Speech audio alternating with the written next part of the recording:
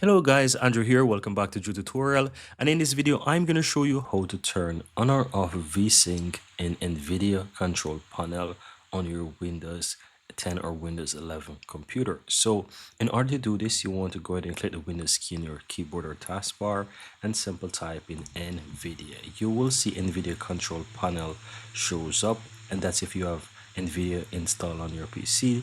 Now, if you don't have this installed, you can also find it on the Microsoft App Store. So you just need to type in store and you will see Microsoft Store and you can find it there as well. So let's go ahead and find the NVIDIA once more and open that.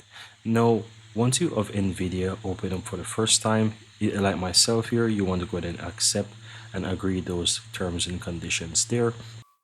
And once you do that, you will see that NVIDIA loads up on your PC. Now from here, you want to look to the 3D settings on the upper left hand side and click on manage 3D settings. Once you click on that, you will see that it expands and you'll see all the options available on the right hand side. And in this section here where you have the little box, you want to look for the option that says vertical sync. You might need to do a little bit of scrolling here and there to find it, but you should be able to find vertical sync there. So as you can see, it's towards the bottom.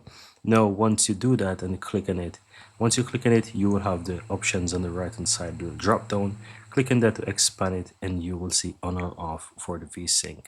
And you can just choose whichever option that you need from here. And that's pretty much all that you have to do, guys. And that's it for easy and very simple.